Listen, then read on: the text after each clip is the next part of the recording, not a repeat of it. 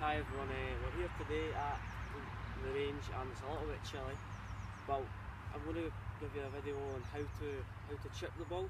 So the difference between a pitch and a chip is when we want to hit the ball along the ground for longer, maximum roll, less airtime, and a pitch shot is maximum airtime and minimum roll time. So what we're going to talk about is what instrument that you want to use generally for a chip shot. So a chip shot is generally a shot that goes along the ground. So you want to use a shot roughly the club ranges from a 7 to a 9 iron with less loft in it. So for a pitch shot you would use more loft. So one of the biggest questions I ask some of the clients I give lessons to is what do you think makes the ball get up in the air? And what a lot of them say is the club naturally goes underneath the ground and forces the ball up in the air. So they feel like we need to force the ball up in the air. So what happens when we try and force the ball up in the air? When we try and force the ball up in the air, our weight goes back the way. So if I take a nice stance and my weight goes back the way, my weight goes on the right side and my chest is almost behind the golf ball. So what our chest is where we want the club to bottom out. So if we move our weight back, that's where the club will bottom out, so we'll hit the ground before the ball. So we want to try and get our chest over the golf ball. So another thing that happens is when people have their chest or they try and force the golf ball in there, is when they come to take the club back, they force their weight back, they either hit the ground before the ball, so in this kind of fashion, or they get the club going over and then they thin the golf ball. So you need to get into a process where you're thinking about that we don't need to force the ball in there, the club does the work.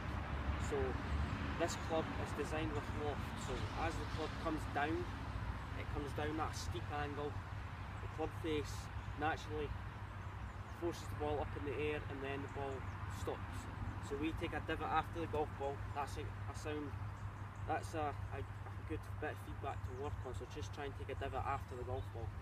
So you need to get into a process of thinking that the club does the work but we don't. So when you take your stance, so this is something to work on to eliminate that dreaded thin shot or the dreaded flat shot. So as you take your stance, start with your feet together, and what we're going to do is start with the ball in the middle of our stance. What we're going to do is move our left foot up, so left foot, we want a nice narrow stance, but from there we want to get our chest, so instead of our chest behind the ball, we want our chest slightly in front of the golf ball.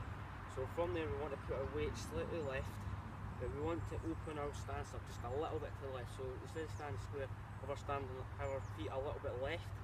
So from there, put the ball off the back foot, or primarily off the back half of our back portion of our stance. And from there, we don't want any wrist action. So by allowing our left side of our body to aim slightly left, this will enable you to use your upper body more instead of your lower half, instead of your wrist, so you're flicking through impact. So we want to eliminate that flicking of the wrist by using our upper body to turn back and through. But you see there how my club didn't finish above waist height there? That's what you need to focus on. So as you come back in impact, the club has to be low finishing, and you should see a straight line from your left shoulder down to the club head. So give that a try, and remember, a chip shot is a shot that rolls along the ground for longer. So if there's no hazards in front of you, that's when to use a chip shot. I would recommend, if you are struggling with your pitching, chip the ball, because there's less danger on the ground as opposed to up in there. So what to do is, when you're hitting the shot, you want to use a range in between a 7 to a 9 iron. So from this position, if you have a lot of grass in front of you, you want to use more loft to fly the golf ball over it a bit more. If you have less grass, so if it's just fairway, you want to use, or just even light rough, you want to use less loft club, so a 7 iron. So give that a try, and just remember, you've got a better chance of making a shot along the ground than you do in the air. The wind won't affect your ball if it's rolling along the ground. You might get that odd bump now and again if you're playing a links course or a seaside course. So generally, if you hit a high shot, that's when your distance has to be perfect. If you don't strike it as greatly as you would like to, that's where you have to have the correct yardage. And most golfers don't know the exact yardages of how far they hit their wedges. So it's important to try the chip shot. So that's what the ball. Just remember, feet together to start off with. narrow stance, weight slightly left, open up your feet.